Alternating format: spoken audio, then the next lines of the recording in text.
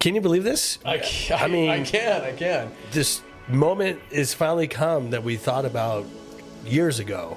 Yeah, it's just, the Evexia Exchange podcast is an idea we've been kicking around for a long time, and you and I are guys that make stuff happen, so here we are. Wow. Yeah. And during the craziest times of this world. Craziest times in the world.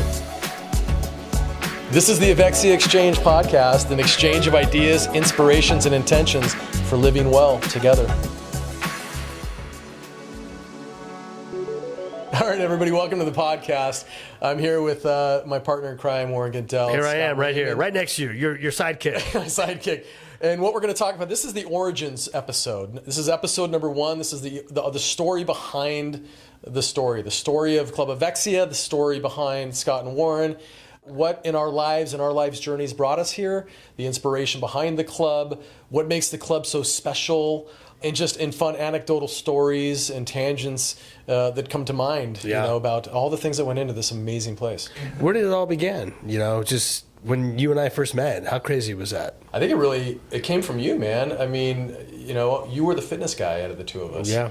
You've been in fitness your whole life, and this was an idea you've had since, you were 25? Yeah. To have a luxury health club in Southern Marin. Crazy thing, I always wanted to be an FBI agent and own my own gym. Can you believe that? How ironic is that? That's funny. I wanted to be a rock star and independently wealthy. Independently wealthy? Yeah. Well, you're on your way there. Yeah, right. The rock star is a little shady. I'm working on the rock star. A little sketchy. I'm working on the rock star. You're still pretty good at it, though. Playing music and so forth. But yeah. No, it was amazing. We met, I credit you. I mean, this was your idea. This was your baby. And I think it was just a series of events, moons aligning that brought us together and created the space for us to open this club.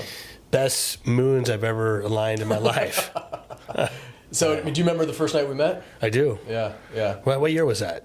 I was trying to think about that the other night. I think it was at least 8 years ago. Yeah. Maybe 9. Yeah, I go out with my wife, Lisa, all the time, and her and I one of our many nights we go out and have a good time and had a couple of cocktails and listen to some music. It was the Hot Monk in Nevada. Hot Monk in Nevada. I think we were both living in Nevada at the time. We happened to... And I was there with a business associate who you knew, I guess, from kids' sports.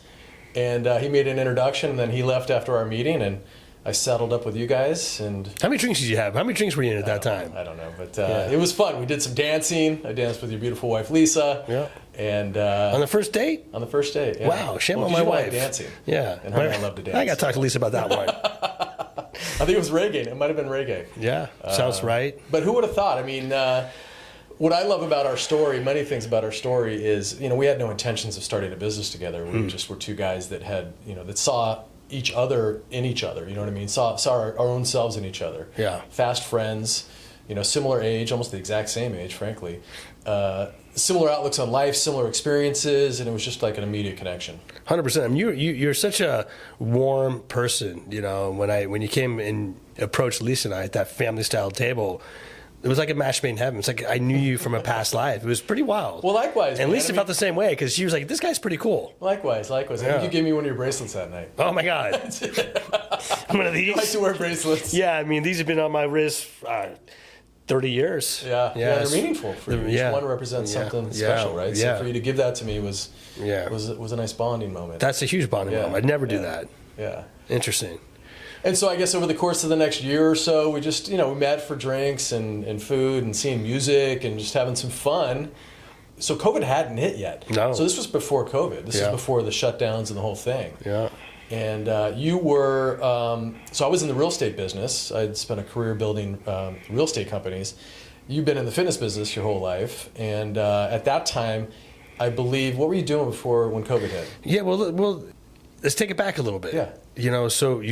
For me, growing up, Arnold Schwarzenegger and Jacques Cousteau were my idols as a kid. Right. Loved them both. Right. And I followed them to the T, except Arnold Schwarzenegger, bodybuilding, that was later in life, but scuba diving and surfing was my go-to, the ocean, the water. Nice. Yeah, so I really enjoyed those two mentors. I mean, there was no internet back then, so I read all the books. I remember as a kid, we used to go to the bookstores and go to every Jacques Cousteau book and look at the pictures and the sharks. And then I was just so infatuated by the body. Mm-hmm. And so I look at these muscles on men and I was just like, wow, how does that work? And so those two just captivated me, And then went to college in Santa Barbara. That's when I met my mentor to this day, named David Esparza. He was a bodybuilder. I went to Santa Barbara for surfing. I loved the ocean, but then I saw this man, and he brought me under his wing. I started bodybuilding, and the bodybuilding was, to be honest with you, saved my life. I'd like to say, it gave me the trajectory of discipline, and I really, really, really caught on to that. And it was really something that was me against myself, you versus you. And I was in Santa Barbara. All my friends would come visit. They go party. I would go to bed, meal prep, and I did 5 bodybuilding shows, and finally won the Santa Barbara title. That's fantastic. Yeah, it was very cool. Yeah, I've seen those photos. It was pretty impressive. Yeah, kind of wild. Yeah, similar to you, I was always super impressed with the level of muscularity and definition of bodybuilders. I don't think I was sort of wired enough to do what it took, because when you learn about what they do and what you did, the commitment is just unbelievable. It's pretty intense. The diet and the sleep and the training, it's just it's really admirable. Yeah, I appreciate that. So I can see how that would absolutely change your life. Yeah, it did actually. And I came back to the Bay Area. It was in 1992. Came back. I grew up in Marin. Came back to Marin in 92. I actually met my wife in 92. But yeah, she worked at the San Francisco Chronicle newspaper. Okay. My first job was selling fitness equipment. I was a trainer all through college. I put myself through college as a personal trainer. For me, it was I came to the Bay Area, started selling fitness equipment at a high-end fitness equipment store. Loved it, killed it, was doing really well. Decided I can do this on my own. Started looking into buying used fitness equipment, and Lisa worked at the newspaper, and no internet, of course, but there was she worked in classifieds and would put a classified section of used fitness equipment. I'd send these people. They would call me on my pager, believe it or not, and I'd wait for my pager to beep, and I'd send these people to the store I used to work at, and I would undercut those deals, and I would call the supplier and buy the units on my own and deliver it, and started selling used equipment on street corners, and ended up with 5 retail stores around the Bay Area. It was a pretty That's cool. Impressive, yeah. So you knew you wanted to be an entrepreneur. Yeah. Early on. I think it was, like I said, the bodybuilding. Yeah. So then I fast forward there, and I started another business, kids fitness. I had a kids fitness business in Marin called FitWise for Kids. Man, it was really cool. Circuit training for kids 6.5 to 15. Big emphasis on nutrition. Well, I didn't know anything about franchising. And once again, Lisa was my rock. She believed in me. She kept me going. I opened up my first store in Nevada. Ended up with about 75 locations all throughout the country during 2004 to 2009 in Australia as well. 2008 recession kind of took care of that. Yeah, took care of a lot of us. Took care. Well, remind me, you were in the real estate business, right?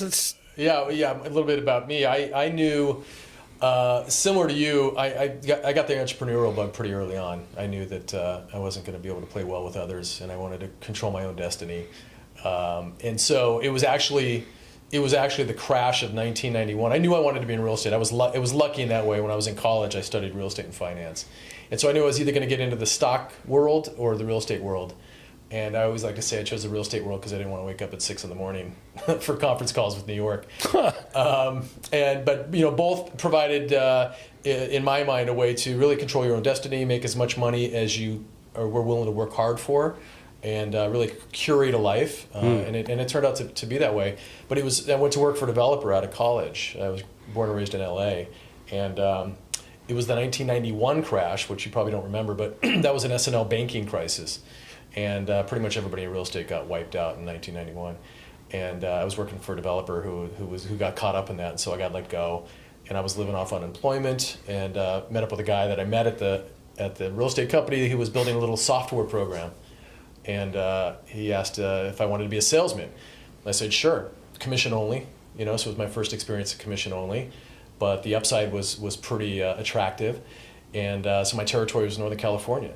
So I would spend the day making phone calls and setting up meetings, and then drive up here and stay in hotels from Santa Cruz to Sacramento, just calling on clients. And before you know it, I had a pretty nice residual income stream coming from the clients and the services that I was setting up. And from that point forward, there was no way I was going to work for anybody. You must love Monopoly when you were a kid or something, right? Yeah, I do love Monopoly. I mean, but that was sort of a distraction from real estate, but it was an important distraction for me because it taught me basically how to get on the phone and call and set up appointments. It taught me how to speak in front of people and train, groups of people on technology. It taught me a little bit about technology, but it taught me I could really do whatever it is I set my mind out to do. That was probably the most important thing. And I made a little bit of money, and it brought me up to Northern California, where I initially settled in Point Richmond, which is in the East Bay, and then ultimately in Marin, which is where I live now, and it's just such a magical place.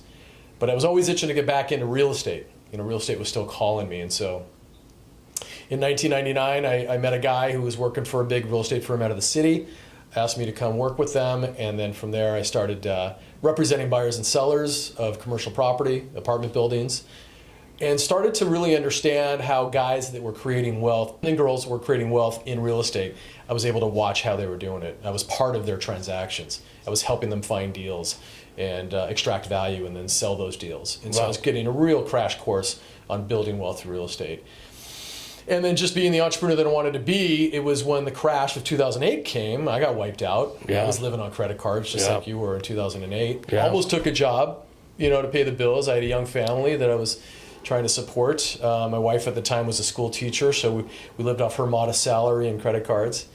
And but that's when I saw the opportunity to start buying discounted real estate, because at the time real estate lost half of its value in California. And so I had some doctors that were high net worth guys that hadn't been impacted. I said, look, I've got a lot of skills. I don't have any money. You give me the money, let me find the deals and split the profits with me, and I'll make us a lot of money. And that's what we did. So we flipped over 100 homes. We bought dozens and dozens of apartment buildings from Marin to Sonoma, Solano County, but mostly in Sacramento, and built a really beautiful career out of it. Built a property management company to manage those properties. I remember that. And so, that went from being sort of the solo investor entrepreneur to actually managing a team, which became really critical when it was time for us to open the club.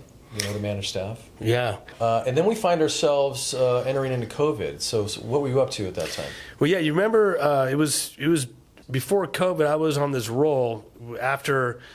God, time goes by so fast, doesn't it? It does. So it was after the '08. Then I started rolling into building health clubs and consulting. I had my WellFit consulting business, and so during those years, as we met, I started building a bunch of health clubs for people.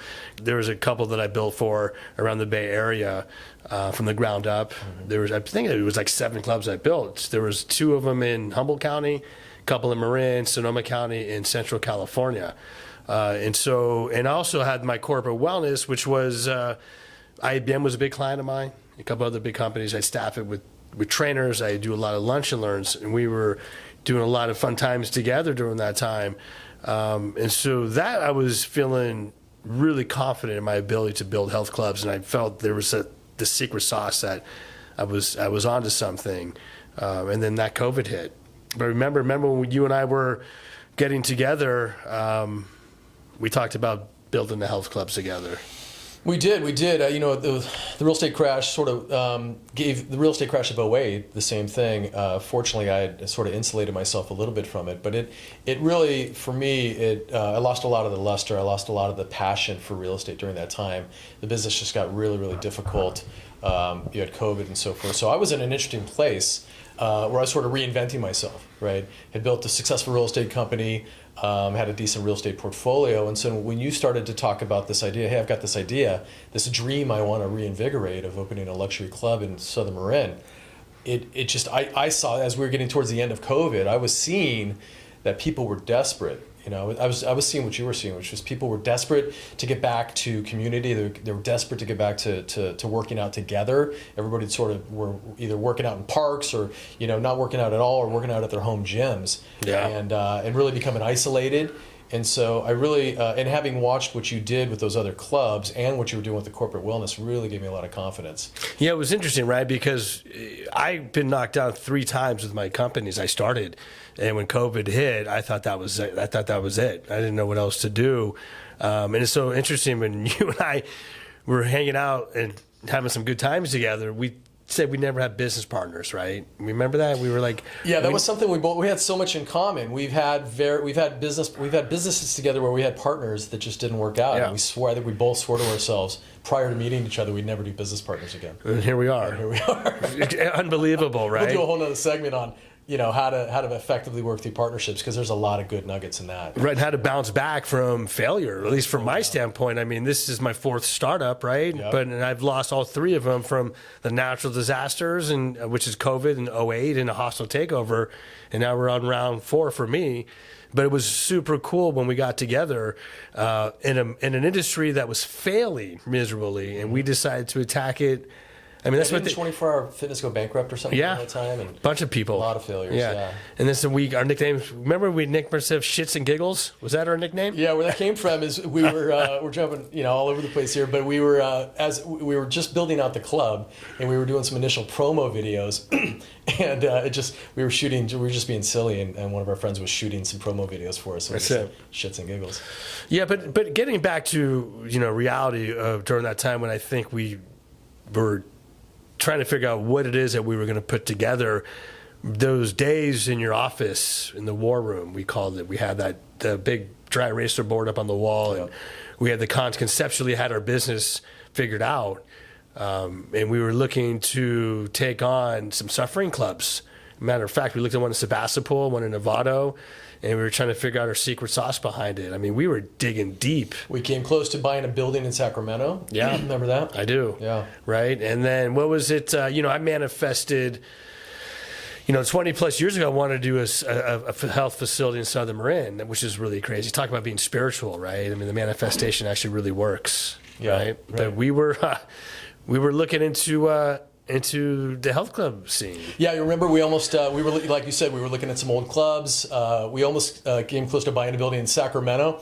We looked at an old 24-hour fitness in Sacramento. Yeah, with a bunch of gyms out there. I had my bags. I can't believe I was going to move to Sacramento for this. One of the many things that I love Sacramento about of all you places. is you were literally going to pack up and move to Sacramento. Run a club for us. I needed to do something. I was down and out. Yeah.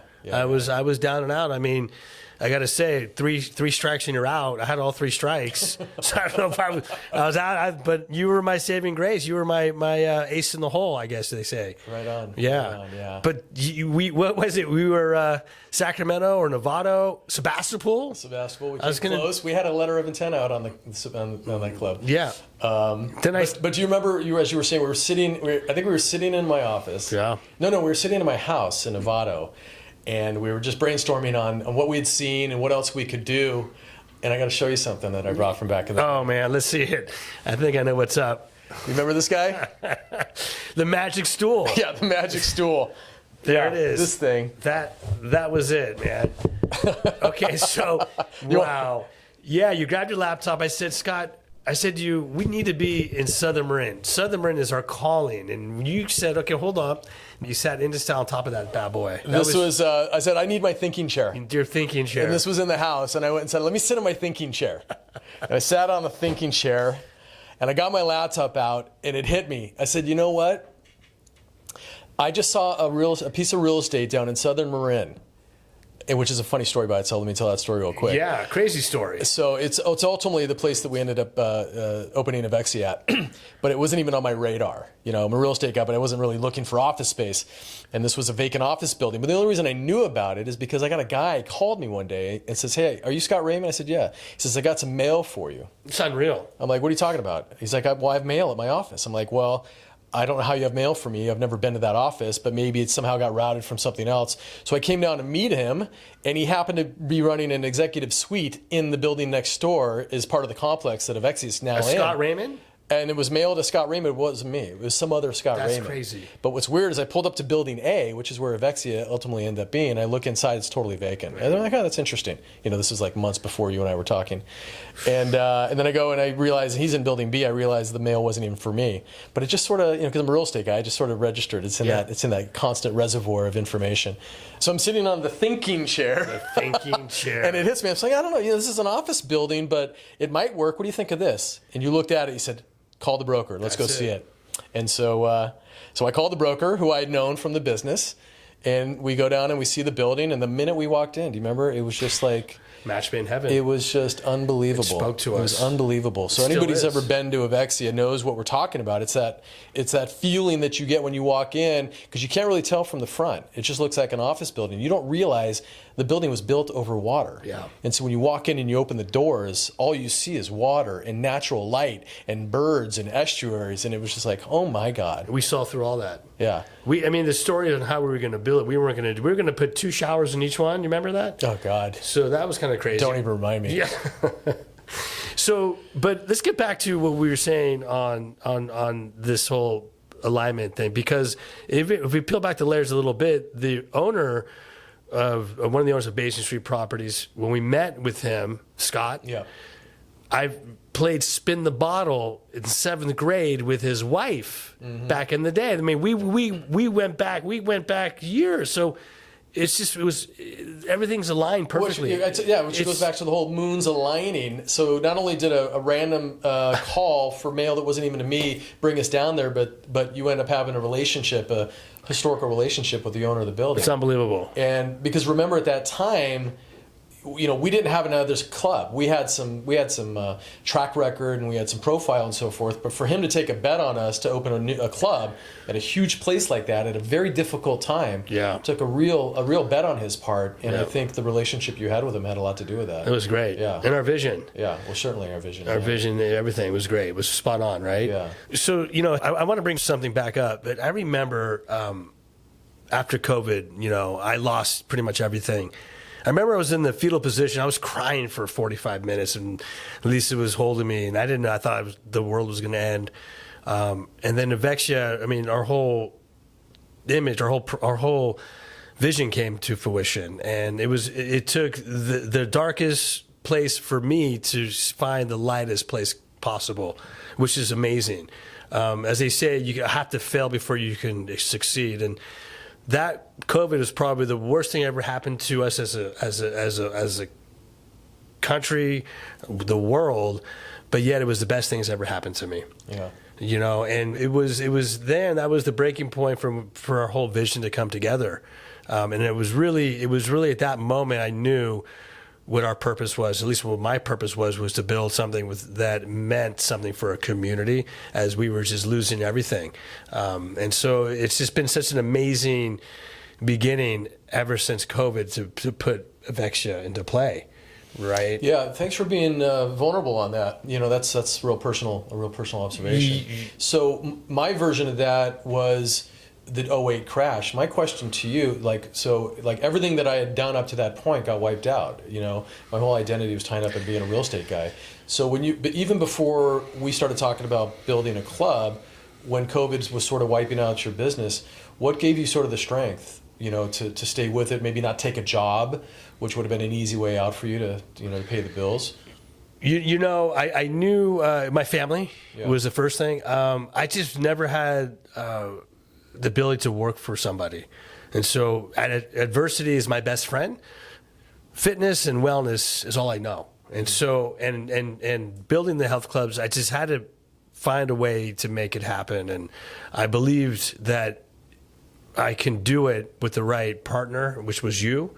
At the end of the day, I also knew that during this time of need for community, we had something to offer. Mm-hmm. And I think that was the missing ingredient, right? Is how to sustain this terrible time in our lives and put something together that can be such a big impact for thousands of people. Right. So for me, it's really being able to just dig within and follow my heart, my passion. Passion is something I really believe in, and I've spoken to entrepreneur classes and schools about entrepreneurial, and the biggest thing for me is follow your passion, and I stuck to that. And I have to say, I couldn't have found a better partner to do it with, was you, because you believed in me. Why do you think the universe brought us together? It's a great question. I don't know. Yeah, I think about it a lot. I could not have pulled this club off by myself. You probably might have been able to find another partner that brought some things to the table, but I think it was our unique history together and our unique connection that created really a magic formula for building this club. And I think the universe also brought us together to help heal each other. No doubt. Because throughout our journey, we've had some ups and downs. There's Yeah. no doubt about it. But we've stuck with each other. You bet. We've almost killed each other, but we've stuck Yeah. with each other. And in that process, made each other better men. Agreed. And better community members, better leaders, better managers. Yeah. And I think the universe had a grander plan for us. And as a result, the reward is Club Evexia, which it really is, it's not a gym. It's more than a gym. It's more than a health club. It's more than a wellness center. It's more than a community center. It's something I don't think that's ever been created before. And I think it's a combination of everything that make up you and I in our life story, in a business. There's no doubt. You bring what I lack. I think I bring what you lack. And we just balance each other super, super well. You love spreadsheets. I love being in front of people a lot. Yeah. Right. I'm an introvert, believe it or not. Which is hilarious. Which is crazy, right? Yeah. People you're give the front man of the club, but you're the introvert. They call me I say that I'm a professional extrovert. Yeah. But you put me outside of the club or a counter in front of me, I'm a pretty shy man. But yet I'm a performer, but I'm in the back office. Yeah, that's really ironic.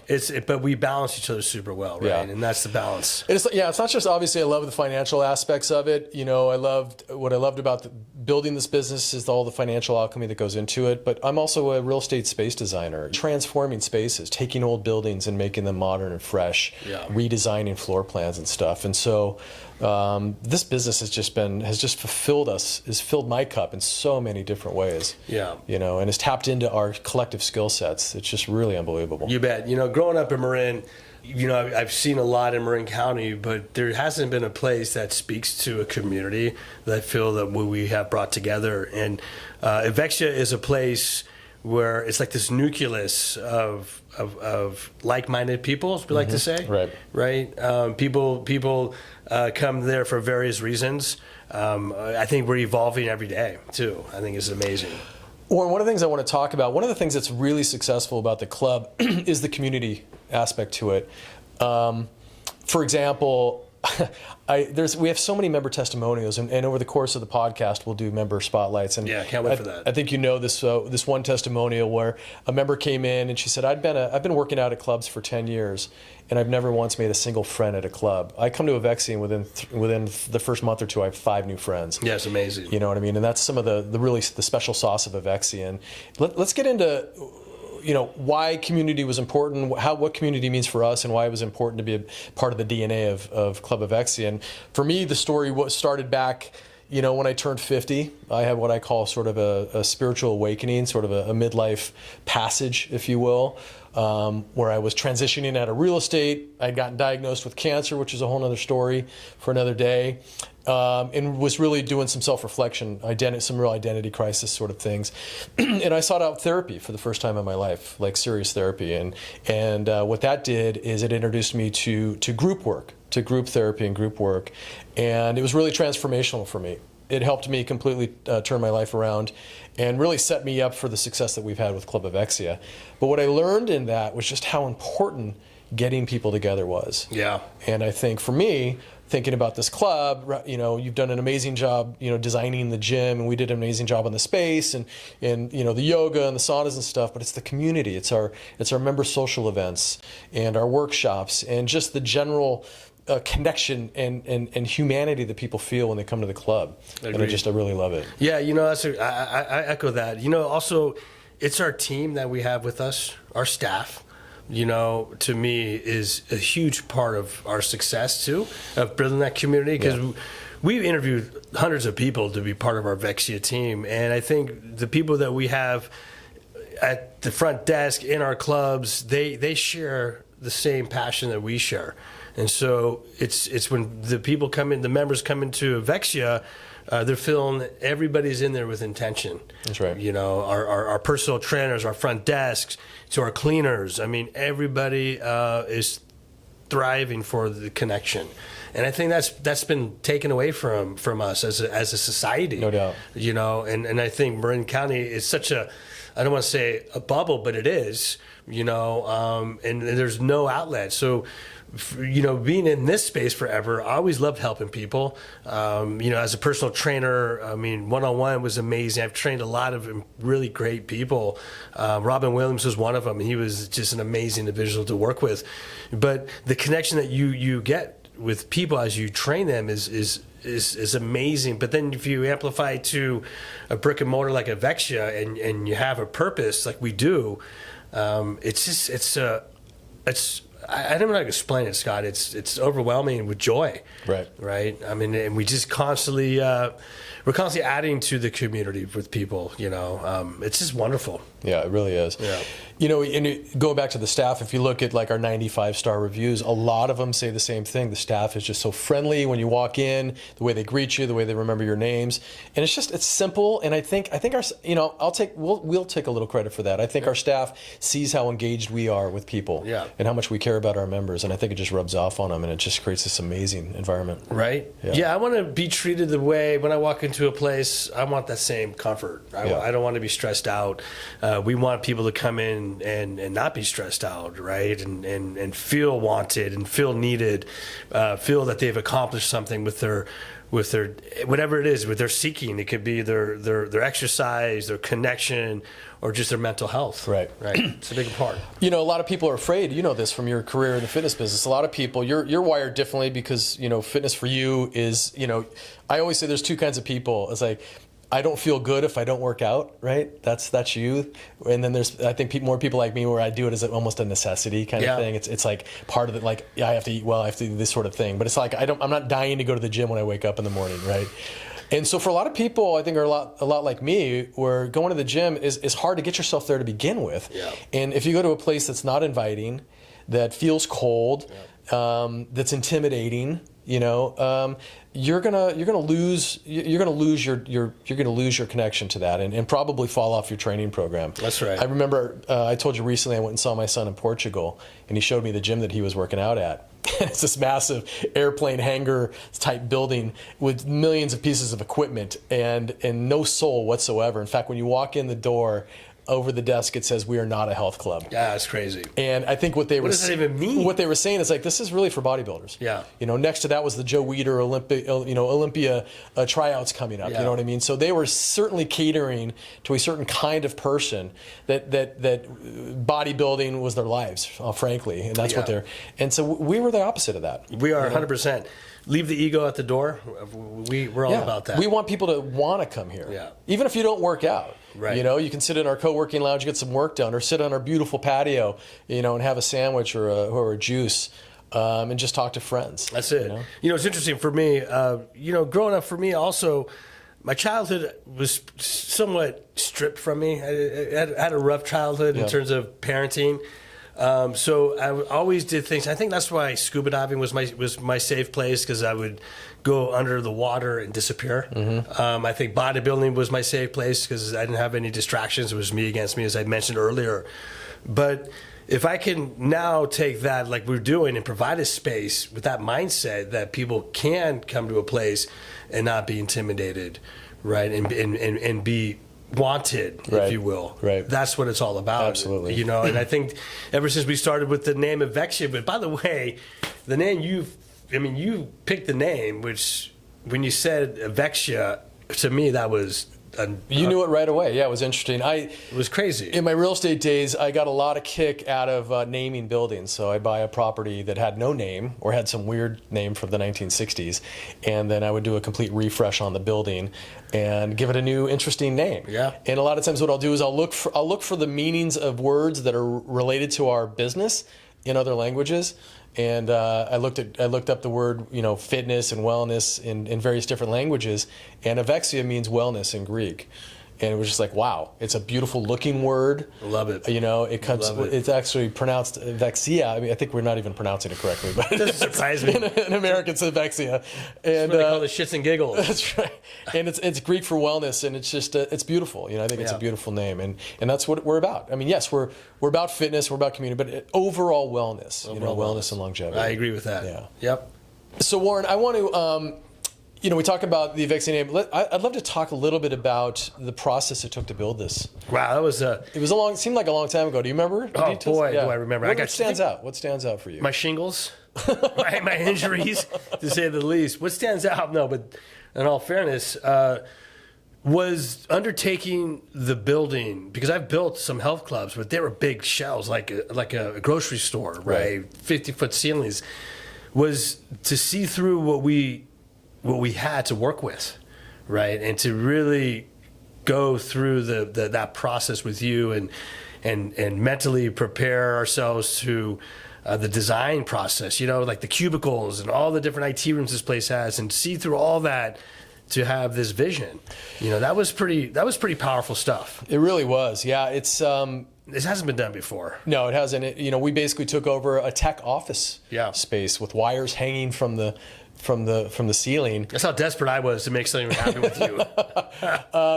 And thankfully, I either from experience or just a natural instinct, I can see through all of that, and I can see space design where other people can't. Yeah. Move walls here, take this wall down, capture this light over here, and so the combination of that with your just natural ability on what kind of equipment to place, where to place it, what the flow of the gym should be, where the cardio should be. Yeah. You put all those things together, and the work that we did with my designer out of Sacramento. I'll give her a little shout out, Catherine Rion. She was great. CRKW Studios. Yep. She was really important in helping us pick colors and design and so forth. Yeah. But it was amazing, because remember we were doing pre-sales in the parking lot? Boy, that was something, right? We'd cut the lease in September of 2021. It was still COVID. People were still wearing masks. Some people weren't even going out of their houses. And here we are, putting millions of dollars into a brand new gym that we're hoping people will come to. With no investors, by the way. No investors. Just bootstrapping that. No investors. Which turned out to be amazing, but created some stress, obviously, during the way. But I remember walking people through. We started construction. We had to get permits. Started construction, I think, in October or November. Yeah. And you and I put up a tent in the parking lot. A little cul-de-sac there. It's every weekend. We're touring people through basically a construction zone. Yeah, you remember we had a lot of people, a lot of doubters. Boy, a lot of doubters. They couldn't see it. They couldn't see it. They doubted us because it was COVID, but yeah, we have our OG members. So I want to shout out to our OG members. Some of them, I remember, would walk by and say, "God, this would be a great place for a gym." And then others, when we walked them through, like, "I don't get it. I don't know how you're going to pull this off." Right. It was something to be. Let's peel back, because we were going to not have a co-working space. We were going to put a doctor at the end units. We were going to have our locker rooms with 2 showers each. I mean, we were. Warren, it was crazy, and that was a function of us paying for this ourselves, because it was a big bet, and there's only so much money, right? And we were going to only basically take 2/3 of the first floor. Yeah. Where, like you said, we were going to lease out part of it to a doctor, and it was going to be shared bathrooms. Our original concept was going to be shared bathrooms and lockers with only 2 showers. We had it going on. Insane. Thank God we didn't do that. Wow. But then we had the $199. But then when we opened, members were using the bathrooms upstairs. Yeah. Because we still had to expand. We had to do it in 2 phases. We were still, for the record, we were still not sure what we were going to do. Yeah, it's been a constant evolution. It was a fake it till you make it kind of a thing. Constant evolution, and but we weren't really faking it, because we knew what we were doing. No, we weren't faking it, but we were definitely building and adding and evolving as we were going. Yeah, the co-working, for example, is a perfect example. If I recall, I don't think we originally set out to do co-working, but when we were meeting people in the parking lot and talking about the concept, remember, it's the end of COVID. They're all working from home and sick of it. Right? They're like, just carve us out a little place where we could come and do some work too. That's right. That'd be amazing. And I think that's really where the co-working idea was born. I agree. I think you're right. But and I think our members really appreciate how much we evolve and adapt. Yeah, but during that process, I just got to call out. Let's see, we signed the lease. I tore my pec and my bicep. Yeah. So I was crippled for at least 3 months, handicapped. And then shortly after we opened, I got the shingles. No, I think we were a couple years into that. Was it a couple years? Yeah. Okay. It may seem and then I blew my knee out too. You blew your knee out. I think that was before the shingles. That was before the shingles. Yeah. Crazy stuff. So I guess you just like adversity. You said adversity is your best friend. It is my best friend.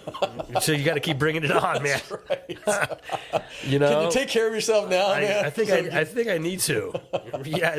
Any magic pill I can take, I'm going to probably take at this point. I want to ask you if you had any magical moments before the doors opened. I always remember one specifically. You weren't there. I was just walking through the space, maybe shooting some Instagram videos or something. I was by myself, no construction workers here. The place was completely demoed, dust and debris everywhere. And I'm sitting in what's now our strength area. And I sit down. We'd already committed. We're doing this thing. The lease is signed. The guarantees are signed. The checks are flying out of the wallet, and with no guarantee of anything.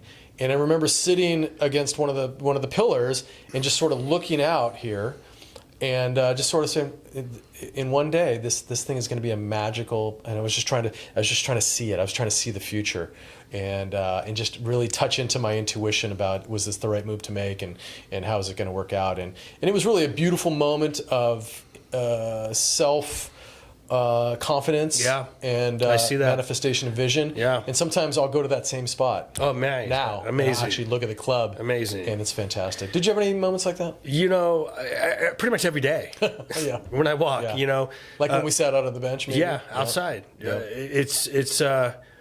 Yeah. It's a magical place. I remember where Dr. Alex is. Where they used to be in our office. Yeah. You know, sitting in there, and then all of a sudden just bringing Dr. Alex in, getting him involved with us, helping him out, and he became our in-house chiropractor. Right? Best in Marin County. Best in Marin County, right? So those little things that we do to help.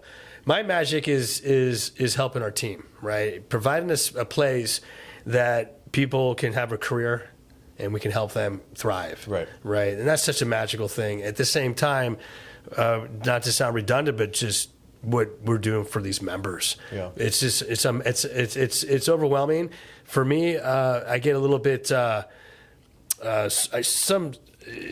don't want to say social anxiety from it, but it's a lot for me to take on, because it's so. I guess as a kid, I didn't know what it was like to have compliments, right? And so it was hard to get all these compliments. And I'm trying to process it, right? Which is really a new strategy for me, and it's something that's very meaningful for me. So any member complaint, I take it very seriously. So let's ease up on the member complaints. Huh? Right.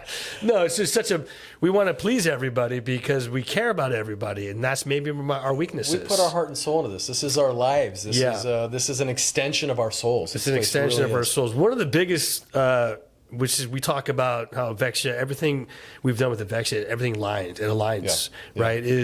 Was it the day we opened, the mask mandate lifted? The day we opened, Marin County dropped the mask mandate. If you talk about alignment, could not time it better. So we knew something was there. Like, even though you designed the club with proper space in between all the equipments and stuff, HVAC system did, HVAC system, the whole thing. Were people going to come and work out with masks on? But we were the ones that we had to show proof of vaccination. Remember, we stayed true to that. I forgot about that. We had our first year? Yeah. We had had to show a vaccine test. Yeah, we never gave up on that. Yeah. Where other clubs were going around just letting people in. We lost some people that didn't. They just didn't buy into that. Yeah, there's one thing about you and I. We all about integrity. Right? Sticking through and commitment. And working with our members. That's why we're there every day. It's just a place that we want to provide. So I think that's a big part. And being 21 and older, that was a big move for us. We got a lot of pushback at the beginning. But I think at the end of the day, parents really thanked us because they needed their own space, not having their teens with them working out. Well, not only did they need their own space to work out as much as they thought they wanted to work out with their son or daughter. Yeah. But they definitely did not want to work out with other people's kids. Yeah. We know that for sure. Right. I think it was a huge move. Huge move. We did a lot of things that were sort of counter to the industry. Yeah. The way you priced it, one price fits all kind of thing, with the exception of a spouse or domestic partner rate. Don't discount. Versus, we've seen, remember the club in Sebastopol must have had 20 pricing tiers. Yeah. Most of them do. They change the prices daily. If you're a fireman born on the months of April to May and your favorite color is blue, this was your price. Yeah, that's a crazy. And here we are today with 1,500 members, Scott. Yeah. And that's another thing. Our desire to cap membership. That's unheard of. Yeah. If you have something successful, why would you turn people away at the door? And the reality is, remember one of the things we said in the beginning. And it goes to the core ethos of what Club Evexia is, and it was member experience before profits. That's right. And so we need to make a profit, but if it came down to capping memberships to enhance the member experience, we're going to do that over just let as many people in as possible until it gets crowded and they start complaining and so forth. Yeah. And from the type of equipment you bought, you didn't have to buy the top of the line equipment, but you chose to. Yeah. I just put. Why don't you talk about that? I just put new pads on a bunch of machines. Right. Matter of fact, today. Why'd you choose it? Why'd you choose Atlantis and Matrix? For me, it's education, right? That's the same reason why I like to do orientations for our members, right? There's a huge amount of people that think they're going to work out. They sign up at a club and they never come. They're afraid of it. They don't know how to use any of the equipment. So if I can provide the state of the art, the most safest, the cleanest in terms of biomechanics, I'm going to do that and give our members everything they deserve. But at the same time, we want to make sure that they can exercise safe, right? And use it. Right. It's a huge statistic. It's 75 to 80% of members use 10% of a club. Right. So what we want to do is we want to give 100% of this club to everybody. And it goes to when people say to us, I'm out having dinner with Lisa, and they go, oh, you own that gym. I cringe. It's like, we're not a gym. We have a really nice gym to the right, but we're more so of just, I guess, as it says, fitness, wellness, and social, right? So that's a big part of what we do and what we stand for, is to really get our members involved.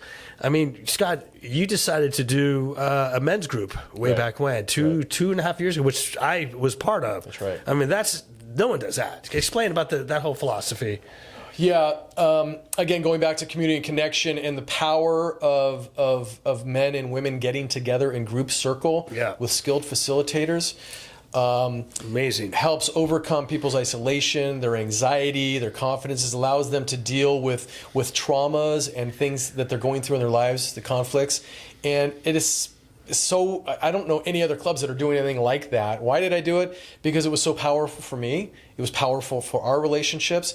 And I thought, and we were introduced to guys that were really skilled at doing it. And I thought by offering this to the club, it would be this next level of just community engagement. And the very first men's group that we started 2 years ago is still going today. Yeah. And the idea is that we start these groups, and you and I help facilitate them, and then they get lift and they sort of do their own thing. And so the men's and women's groups have gone over extremely well. In fact, you're in a co-ed group right now, and you've got a retreat coming up. We're going to have a lot more about with the power of men's and women's groups in future episodes, and so definitely stay tuned for that. But why don't you talk a little bit about the co-ed group? Yeah, what's great, what we're doing too is we're using our members to facilitate. We are these groups. Mm-hmm. We have these amazing members like Ashana Shapiro, Tara Fields, who are actually volunteering their time to help us with these groups. I mean, that's powerful stuff that we do. I mean, that's not a gym. No, it's a gym membership that they have, but it's definitely not a gym.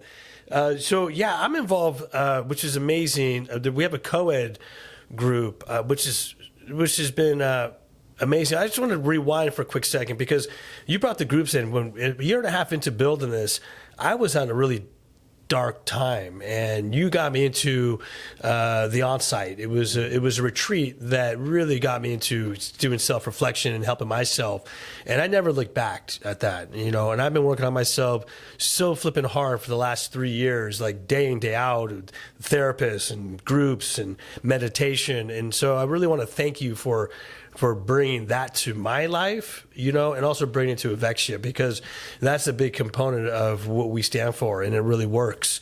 And more I'll talk about that more in different episodes. But the co-ed group is amazing. We have 25 members.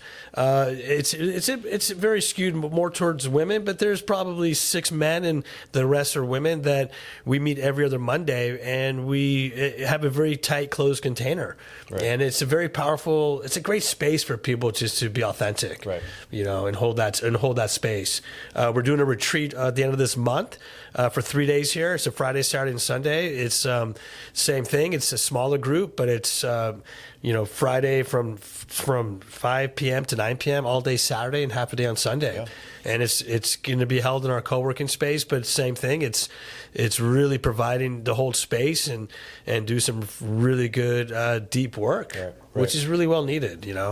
There are so many things I love about what Evexia has become. Yeah. And I think the thing that stands out the most is when I see members that before they joined the club never knew each other and now have formed lifelong bonds, friendships. There's groups that get together. They're in classes during the day, and then they meet up for drinks and social events and go to each other's, kids' birthdays or celebrations and birthday parties. It's just amazing. We've had people get married that have met here. We've had babies that have been born from people that were members here. For sure. And when we look back on legacy and what Evexia ultimately became, that's gonna stand out for me. Is what we did for the community, helping the community together. Well, what's even great is your son is in Portugal and he's helping us, right? And we're talking about legacy, right? We're handing our legacy on to our kids too. They're helping us evolve into extension of what we do. Yeah, your son, when he's not in school and running the rock behind the football field, he's helping at the front desk and being an integral part of the club as well. Yeah. It's really amazing. It's a great place. This is for myself, it's allowed me to really improve me as an individual, which I get up, I'm a little crazy. My routine is not the norm, but it's very consistent in who I am. But I get up at 3 a.m. right now. A little stupid, but it's something about getting up that early to me, or maybe 2:30. I'm pushing 2:30 now, which is getting a little like some people come home from the bars and I'm getting up. But it's nice to be up that early because when I know that everybody's sleeping. Yeah. That I can't be distracted. My mind works better, which is a very, very sacred place for me. And I hit my meditation, I say around 3:30 or 3 to 3:30 to about 4. And then I'm at Club Evexia about 4:30 in the morning, working out until we open about 5. And then I leave around 6 o'clock, which is nice. But when I work out, I feel like it's not even my place. I feel like I'm just coming to a facility until I check myself. Right. And when the members walk in and I'm still working out, it's something about being connected to Evexia for myself. I can't explain it. It's so heartfelt for me to watch people come to this place, and for whatever reason, for any reason they come for, whether it's for their own sanity, mental health, cosmetic, to look better, to feel better, to relationships, it's that it's just amazing for me. Right. So Scott, I know a lot of the times when you come to the club early in the morning, whenever you show up, you have your little walkabout. Tell me about your little walkabout. When you walkabout. You like to cruise around the outskirts of the club and you take it all in. Is that right? Oh yeah. I like routines. I've got a bunch of routines. Start at the house with coffee with the cats and my partner. The cats, your cats, man. I love your cats. Yeah. Unlike you, I'd like to wake up with the sunrise. It's important for me. You see, I like to watch the sunrise while I'm working out. Right. But when I get to the club, I have this thing where the podcast studio is not in the club. It's in a separate building. So I'll come in, I'll drop my briefcase off, and then I'll go to the club, but I'll take the long way around the deck. And I'll take a slow walk around the deck. And it just allows me along the water, and you see the sun coming up, or the sun maybe is already up, and the birds are out there, and maybe you see some people kayaking or whatever. And it's just a way to take it in, and just because gratitude, as you and I both know, is a huge part of our how we're wired. 100%. And it is a huge gratitude moment when I do that every morning. I love it. Yeah. But I thought you were going to talk about. I check in with the staff, hello, then I get my coffee, and then I do my walkabout through the club. And it's shaking hands and kissing babies with all the members. Yeah, man. It's almost like this thing. I don't even know that you just brought it up. I don't even know that that's a routine that I do, but it's pretty funny. It's awesome. I enjoy it, and that sort of goes to I just marvel because my partner and I joke about it a lot because she was there from the very beginning when we opened this thing. The idea when you and I first started was we were going to design and build the club together. You were going to run it. I was going to help fund it, help get it off the ground, and then I was going to go back off into my retirement. Yeah. And so in the 6 months, so I'll just be done in 6 months running this thing, and then you just send me checks. And it didn't quite work out that way for all good reasons. What this club has become is probably the most important. It's by far the most important and meaningful and aligned business that I've ever been involved with. And it has touched my life in so many ways. It has improved my life in so many ways. All of my best friendships have come from members of the club. Yeah. My community, my connection, introducing men's and women's groups to the club, the strength of our partnership. Yeah. It has literally transformed my life. By far. It's funny you say that because I want to add to that. I have no ego. I don't even have to give myself accolades. But if people want to know who I am, I think it's just they go through, do a walk through Evexia, I mean, that's everything I represent that is in Evexia, because everything we've done is intention, right? And so, and I want to echo the same thing. If it wasn't for Evexia, I wouldn't have these friends that we have today, and these powerful people that are our members that we'll have on this podcast that I can't wait to share with everybody. Right. You know, it's just it's more than a business. It's our livelihood, and it's just giving back to everybody. I love it. That's right. Yeah. You know, Warren. So this, we talk about how Evexia really is an extension of our soul, and this podcast is part of that. And what it represents is a chance for us to really explore the things and people behind Evexia that make it so special. And this is a great format for us to do it. We've got a bunch of episodes coming up. Are there any that stand out, or a couple that stand out for you that you're excited about? I'm really excited to talk about where Evexia's vision is going to go. Like creating our own Blue Zone. We're going to talk a little bit about what that sounds like. The Blue Zone episode is really important to me. Another episode is to share our staff with the people who want to know more about Evexia, what makes our trainers tick, what makes our front desk tick. It's just more in depth of who we are. Absolutely. Those are two critical things outside of some of the guests we're going to have. Yeah, a couple of the episodes I think about, and they're actually going to be series of episodes. One is around the men's and women's groups, and we're going to interview people like James McCleary and Lori Schwanbeck and even Tara Fields, who help us run these groups, and the importance of them and sort of their philosophies and ideologies behind group work and the power group work. And then also get in our professor of healthy aging, Dr. Greg Trana. That's exciting. Who does these workshops on longevity and health span. And he gets into these deep dives on the science behind longevity and health span, and really helps break down and distill the things that are most important for those. So I'm really excited about this. That's right. Also looking at some powerful athletes that are here that can possibly help us with some mental, how to take your mind and apply it towards your success of whatever it is that you're seeking. Business. We have a lot of elite athletes here, some professional athletes, and some really just elite amateur athletes. People that are just really masters at their own fitness and health. And then we've got so many interesting members to spotlight on the podcast. One member in particular, we're going to do an episode on him. His company just had a breakthrough FDA approval on a very important. I know you're talking about. Yes. And so it's just like it's going to be so exciting. Yeah, meditation, mindfulness. We got it all here. Stay tuned. He's so quiet, dude. Scott's quietness makes me nervous. He's the cold-hearted killer. I was trying to think about how to start it off. We need a little jingle before we start. You're going to have a jingle. Ba, ba, ba, ba, ba. The Shits and Giggle Show.